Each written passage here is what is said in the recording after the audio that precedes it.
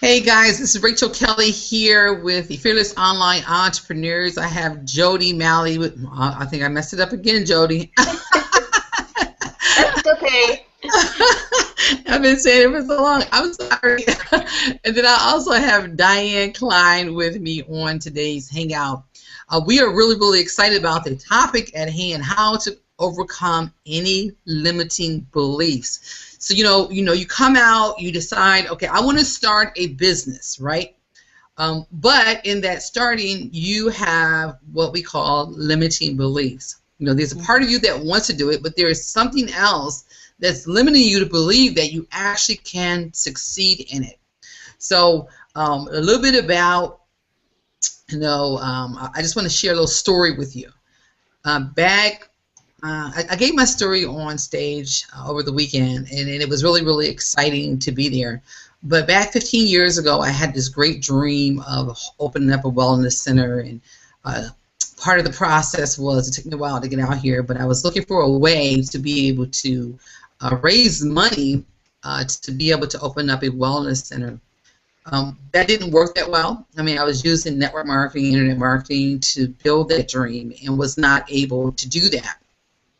2008 came online, went through many different challenges because I did not realize that it took a certain skill. And as you may know already, anytime you want to start a business, it requires some skill. And if you don't have the skill, then you'll need to go hire someone or find someone to work with you that does have the skill. This is just how business works. It took about 4 years to develop the skill. And then after the 4 years, it was kind of like, okay, I have this skill, but now I realize that running a business requires more than just me. I need a team. I need more than just myself. If you stop and think about it, any famous person, any millionaire, they are not running a business by themselves. So one of my beliefs, or one of the things that I desired, was to be on stage in front of a lot of people. And this is leading us up to limiting beliefs. And with that, I am a administrator at my church, so I do stand in front of probably about 50 people every week. But it's a difference between 50 people and 2,000 people.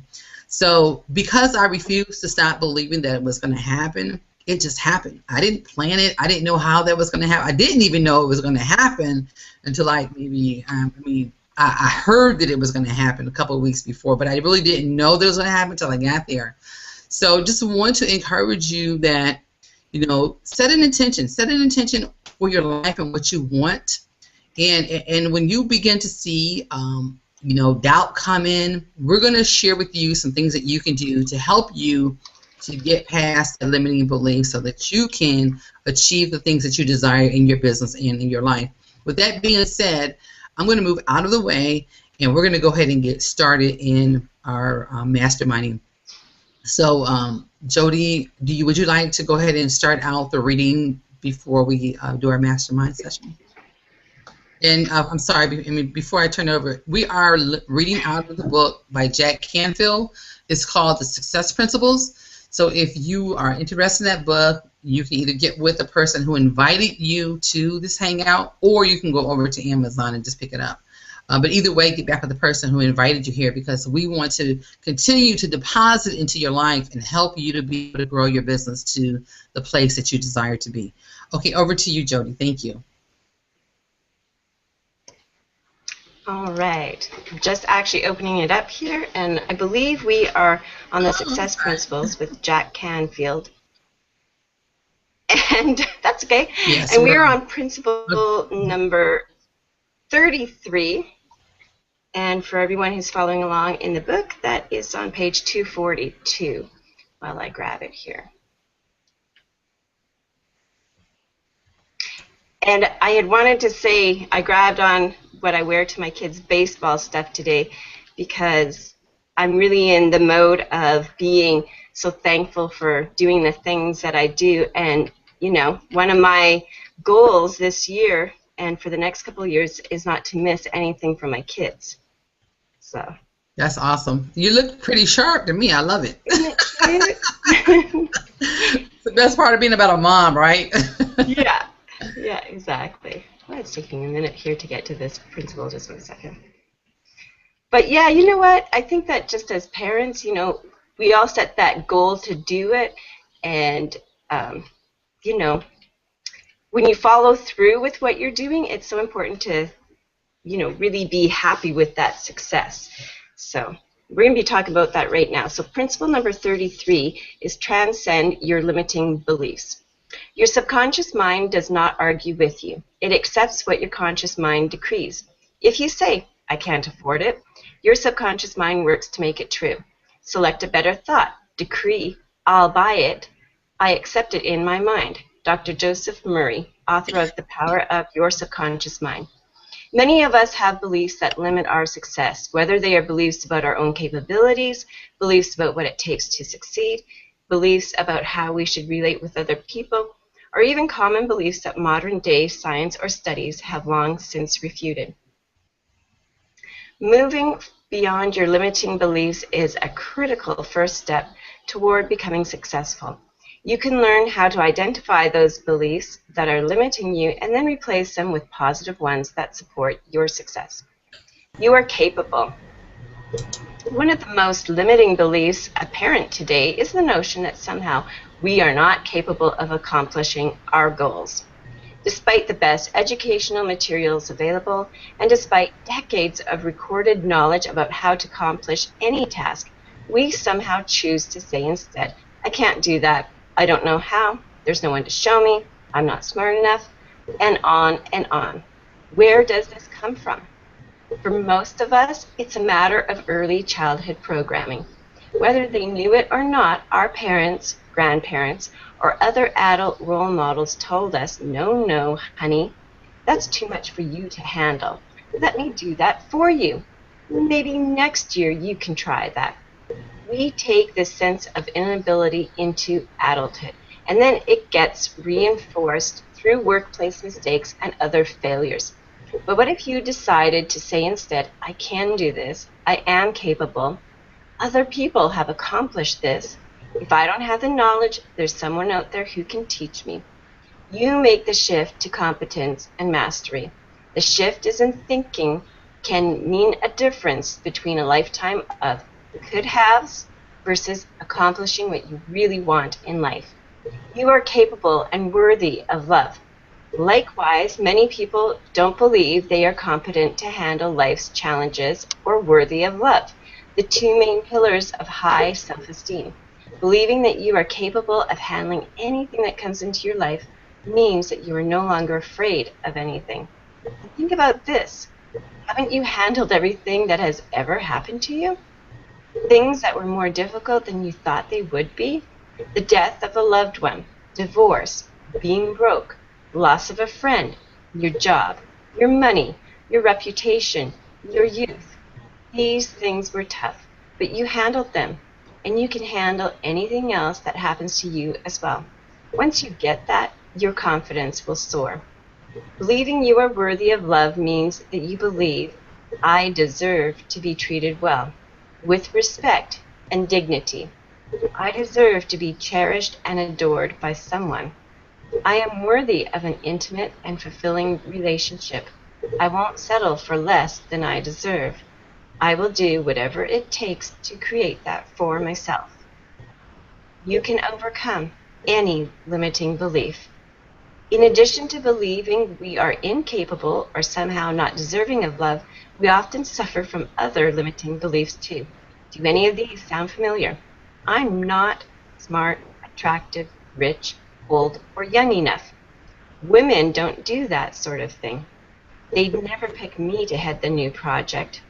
Even if I don't like this job, I need the financial security. Nothing I do is ever successful. You can't get rich in this town. Someone else want to start? Sure, I can read. Can you hear me okay? Yep. How to overcome, sorry, got a frog in my throat. How to overcome any limiting belief. Here is a simple but powerful 4-step process you can use to transform any limiting belief into any empowering belief. Number 1, identify a limiting belief that you want to change. Start by making a list of any beliefs you have that might be limiting you. A fun way to do that is to invite 2 or 3 friends who would also like to accelerate their growth to join you to brainstorm a list of all the things you heard growing up from your parents, guardians, teachers, coaches, even well-meaning religious instructors, such as the nuns of a Catholic school, that might somehow still be limiting you. Here are some common ones and limiting beliefs that grow out of them. You're stupid. I'm stupid. You're not smart enough to go to college. I'm not college material. Money doesn't grow on trees. I'll never be rich. Can't you do anything right? I can't do anything right, so why even try? Eat everything on your plate. The children in China are starving. I should eat everything on my plate, even if I'm not hungry. If you're not a virgin, nobody will want to marry you. I'm damaged goods, and no one will ever love me. The only person you ever think about is yourself. It's not okay to focus on my own needs. Children should be seen and not heard. I need to be quiet if I want to be loved. People aren't interested in your problems. I should hide what is really going on with me. Boys don't cry. It's not okay to share my feelings, especially my sadness. Act like a lady. It's not okay to act playful, silly, sexual, spontaneously. Nobody's interested in your opinion. What I think is not important. When you are finished creating your list, pick a belief that you think is still limiting you and take yourself through the remaining 3 steps of the process. Number 2, determine how the belief limits you. Number 3, decide how you want to be, act, or feel. Number 4, create a turnaround statement that affirms or gives you permission to be, act, or feel this new way. For example, my negative limiting belief is, I have to do everything by myself. It's not okay to ask for help. It is a sign of weakness. Number 2, the way it limits me is that I don't ask for help and I end up staying up too late and not getting enough sleep. Number 3, the way I want to feel is that it's okay to ask for help. It does not make me weak.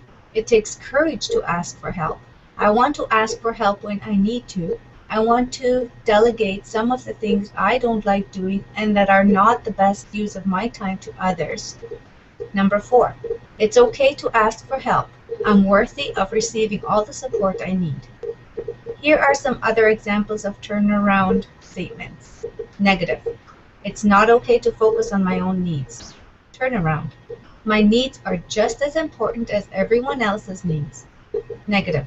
If I express my true feelings, people will think I'm weak and take advantage of me. Turnaround. The more I express my true feelings, the more people love, respect, and support me. Negative. I can't do anything right, so why even try? Turnaround. I can do many things right, and each time I try, something new I learn and get better. Summary of the process. Remember, all your inner dialogue and outer conversation should be aimed at getting you to where you want to be. So keep replacing any thought or belief that is keeping you from achieving your goals with any empowering thought or belief that will take you closer to your goals. Using the following template to turn around any limiting belief into an empowering belief. Number 1, my negative limiting belief is blank. Number 2, the way it limits me is. Number 3, the way I want to be, act, or feel is. Number 4, my turnaround statement that affirms or gives me permission to do this is. Once you have created a new belief, your turnaround statement, you will need to implement it in your subconscious mind through consistent repetition, several times a day for a minimum of 30 days. Use the affirmation techniques we discussed in Principle 10, Release the Brakes. As Claude Bristol points out in his magnificent book, The Magic of Believing, this subtle force of repeating suggestion overcomes our reason. It acts directly on our emotions and our feelings, and finally penetrates to the very depths of our subconscious minds. It's the repeating suggestion that makes you believe. Wow, thank you very much, Jody, and Diane for reading so far. And I want to go back and just talk about some of the things we mentioned here. Many of us have dreams. I mean, I'm sure each one of you have a dream. But I want to ask you the question, have you ever had a dream and you said to yourself, you know what, that dream is too big for me. I cannot accomplish it. I can say that I have.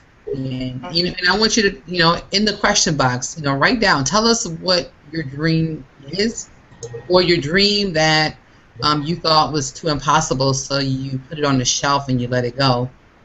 I mentioned earlier how I had a dream about a wellness center, and because the dream was so big, I wanted like different departments in there, and it was going to be a huge building. It was going to be a salon, a daycare. It had quite a bit of information or quite a bit of responsibility in the dream.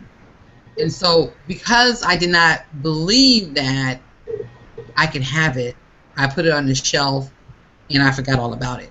Like I don't have the money to start it. I don't have the people, the partners to help me. I needed all of those things, and because I didn't have them, I put the dream on a shelf.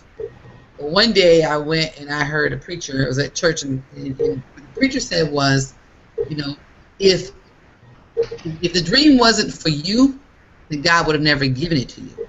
Which means that it was put in your place, in your possession, for a reason, for you to fulfill the purpose. And so immediately I picked it back up, and I began to go forward again.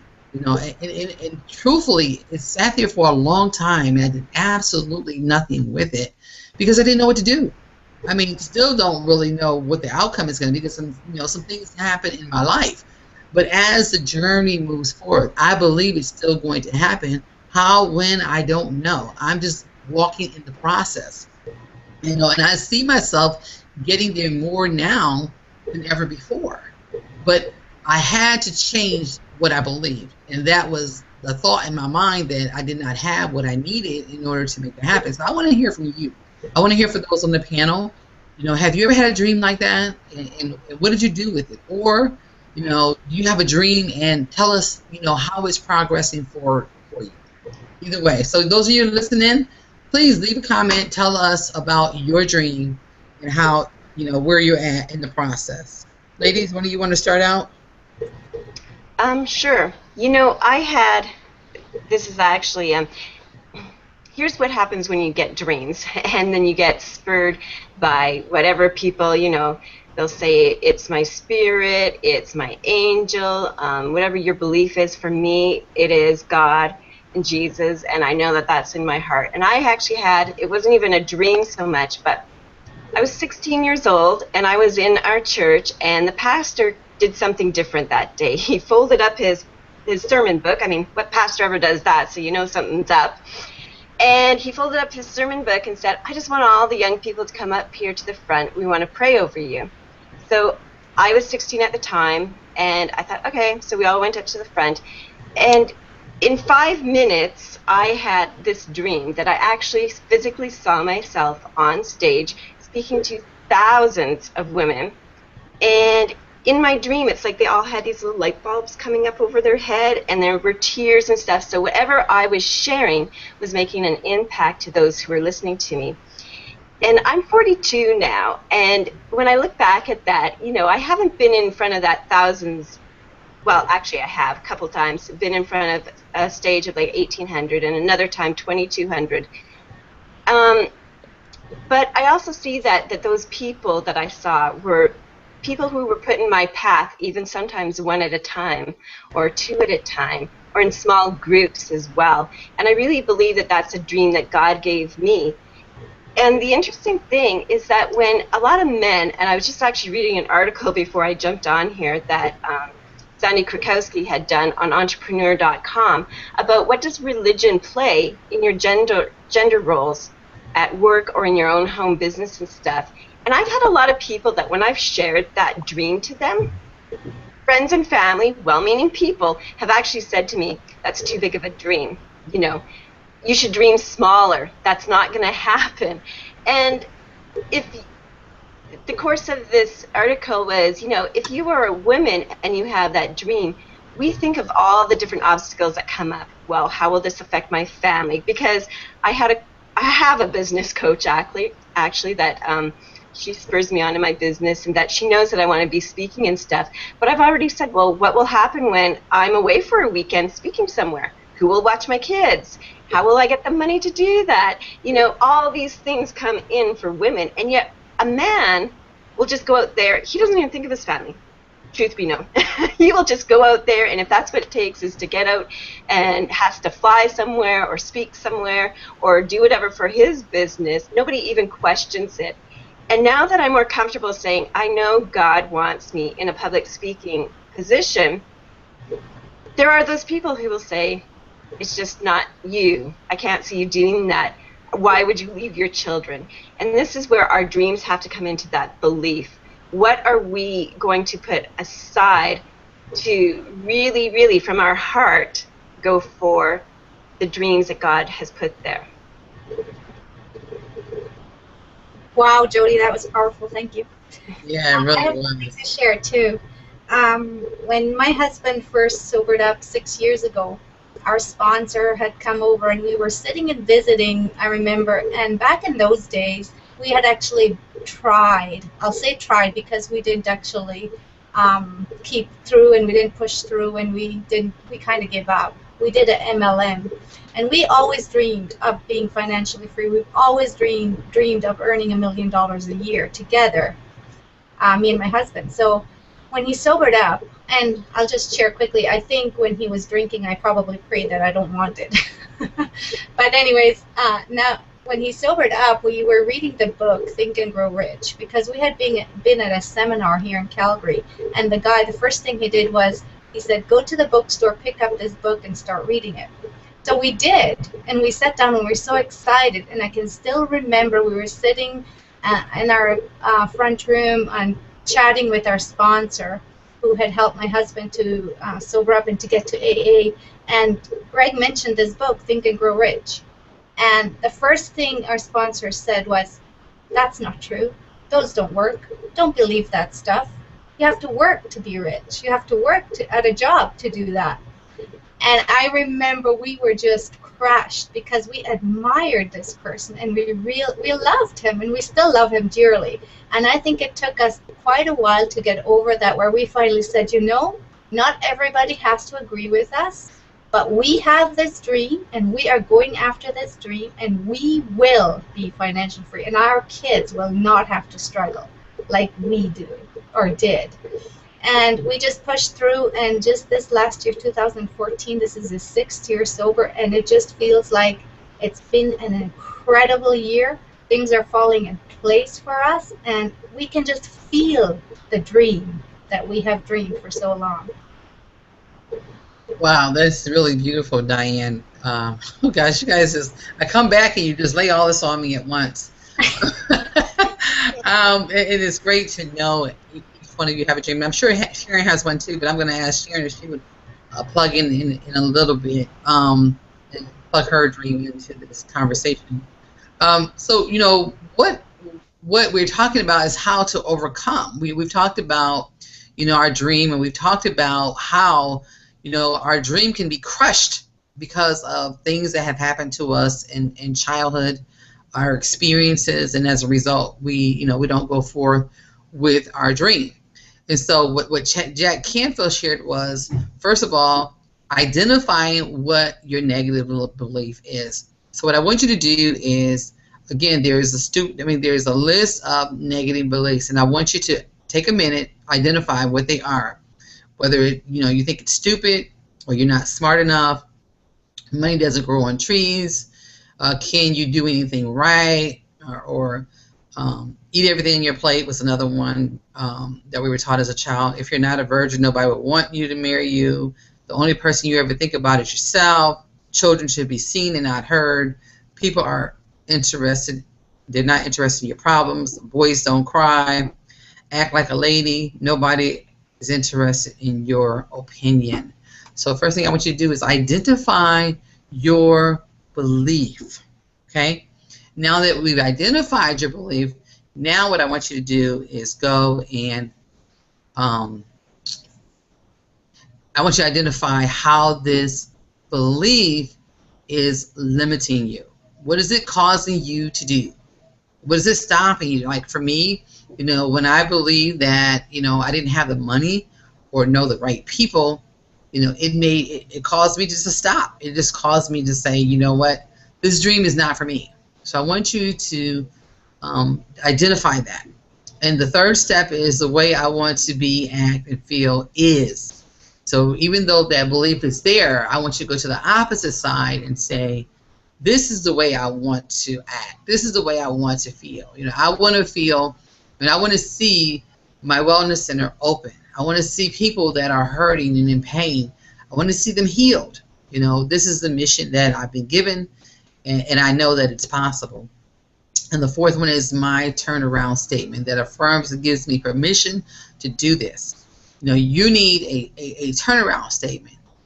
For me, mine was, I can do this. My favorite scripture is, I can do all things through Christ who strengthens me. So that's what I use, my turnaround statement. And we talked about affirmations early on. So finding an affirmation that says the opposite of what you believe and speaking that affirmation. Some people have to do it a couple times a day, because what happens is your subconscious mind makes you want to think or it has you thinking that you cannot do it. So the more that you hear it going in your ear, the more you begin to believe that it really is possible for you. So those are the steps of how to overcome limiting beliefs. So what I want to do now is I want to hear from Ms. Sharon Sutherland as she comes out and shares, whether it's her dream or any thoughts that she thinks that will help you to walk away and to improve and change your limiting beliefs. Sharon, you want to come out? Okay. I was just going through the list, and I picked the one, people aren't interested in your problems.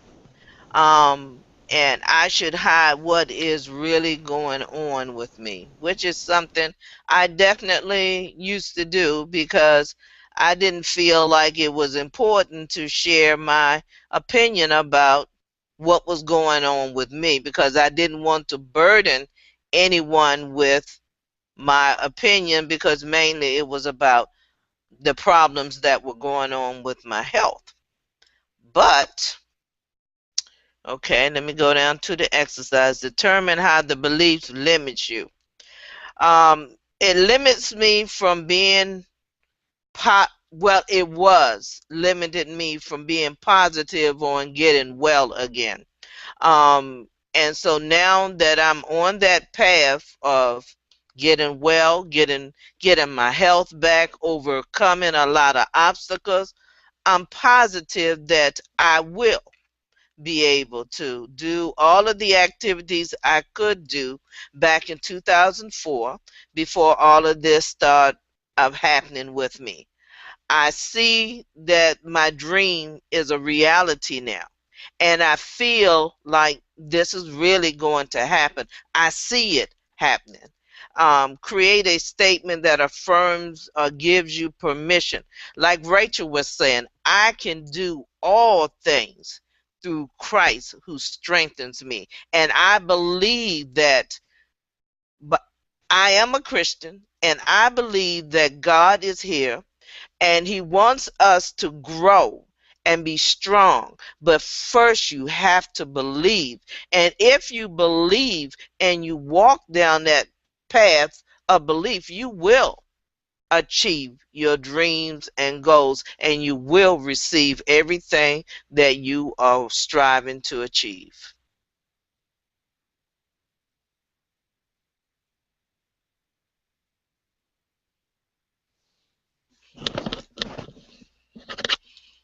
Sick. Can you hear me? Now we can. You were muted. Sorry about that. I have a guy working on the yard outside, and it was pretty noisy, so I needed to mute out. And here he comes again. But Sharon, thank you very much for sharing your insight on beliefs And I'm really inspired by each one of your stories, and truly believe that with you. Sometimes you got to get somebody that is willing to believe with you, someone that is willing to line up with you and help you while you're on the way. And I know that I know that Diane and Jody, they're accountability partners. So they help each other when you kind of get, when one of them gets kind of, you kind of help push one another. So I think that when it comes to accountability partners, and that aspect is really, really a great idea to have an accountability partner, especially when you're both moving in the right direction. And Sharon, I'm looking forward to seeing you walk these. I know it's going to happen. I'm believing with you that you will be walking, and we've already heard the prophecy, so we know it's going to happen. With that being said, I don't think there's really more. We've already covered the chapter. We just want to encourage you to, in order to overcome your beliefs, first you must identify, know what they are, and then come and find an affirmation and repeat it every day, so that you can overcome that, and so that you can achieve your goals, so you can achieve your dreams. What I want to say also is, if you, let's say for example, you have a dream. You had a dream like a wellness center, or you want to write your own book, or you have some type of mission that you want to, let's say you want to feed the homeless. What we have before us is a vehicle that will help you to do that. It will help you fund your dream. So no matter what it is, most people need money in order to make that happen. So what we want to do is we want to encourage you to get back with the person who invited you to this hangout, so that they can give you the information that will help you to come up with the money that you need in order to fund your dream. Because that's what it's all about. We want to see you succeed. We want to see you go to the next level. And we definitely have the resources here to help you do that. If you enjoy this hangout, if you found benefit from this hangout, we want to ask you to come over, like, comment, and share our videos. Go over to Fearless Online Entrepreneurs on Facebook, become a part of our group. If you have questions, come in, check out the file section. We, from time to time, will put information over there that will help you with your business. If nothing else, ladies, I just want to say thank you. Thank you for those who are listening in. I didn't see anyone write any comments. Actually, someone did say me, but that was all that they said. So I didn't see anything else. Ladies, do you have anyone else asking questions before we close out? No? Okay, awesome. So if you have questions, we just want to say thank you again for coming out. We love you all, and we will see you tomorrow, same time, same place. Goodbye for now.